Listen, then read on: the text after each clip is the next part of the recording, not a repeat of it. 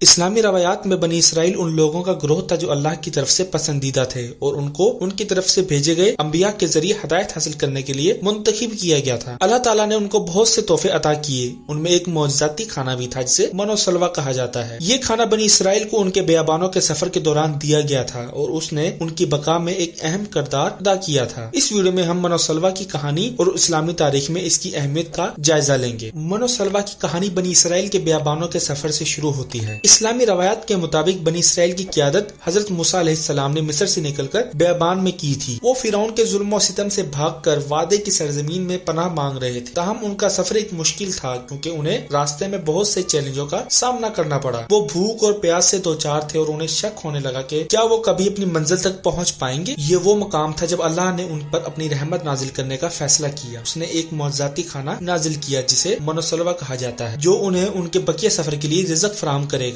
من و سلوہ ایک قسم کا کھانا تھا جو کسی بھی خواہش کو پورا کر سکتا تھا اور اس کا ذائقہ اس کے مقابلے سے باہر تھا۔ بنی اسرائیل اس تحفے سے حیران ہوئے اور اللہ تعالیٰ کی رحمت کا شکر ادا کیا۔ من و سلوہ کی کہانی اسلامی تاریخ میں کئی وجوہات کی بنا پر اہم ہے۔ سب سے پہلے یہ اللہ کی رحمت اور اس کے لوگوں کے لیے فیاضی کو ظاہر کرتا ہے۔ بنی اسرائیل مایوسی کی حالت میں تھے اور اللہ نے انہیں ان کی مشکلات کا حل فراہم کیا۔ اس سے ظاہر ہوتا ہے کہ اللہ تعالیٰ ان لوگوں کی مدد کے لیے ہمیشہ موجود ہے اور جو اس کی رہنمائی چاہتے ہیں۔ دوسری بات، من و سلوہ کی کہانی شکر گزاری کی اہمیت کی یاد دہانی کرتی ہے۔ بنی اسرائیل میں من و سلوہ کے تحفے کے شکر گزار تھے اور اللہ کی رحمت کا اعتراف کرتے تھے۔ یہ تمام مسلمانوں کے لیے ایک سبق ہے کہ وہ اللہ کی عطا کردہ نعمتوں کا شکر ادا کریں اور انہیں کبھی بھی معمولی نہ سمجھیں۔ آخر میں من و سلوہ کی کہانی ایمان کی طاقت کا ثبوت ہے۔ بنی اسرائیل اپنی مشکلات پر قابو پانے میں کامیاب ہوئے کیونکہ وہ اللہ کی ہدایت پر یقین رکھتے تھے۔ انہیں بھروسہ تھا کہ وہ ان کے مہیا کرے گا اور اس نے ایسا ہی کیا۔ یہ تمام مسلمانوں کے لیے ایک یاد دہانی کا کام کرتا ہے کہ اللہ کے منصوبے پر یقین رکھیں اور کبھی امید نہ ہاریں۔ یہ اپنے لوگوں کے لیے اللہ کی رحمت اور سخاوت، شکر گزاری کی اہمیت اور ایمان کی طاقت کو ظاہر کرتا ہے۔ من و سلوہ کا تحفہ معجزانہ تھا اور اس نے بنی اسرائیل کی بقا میں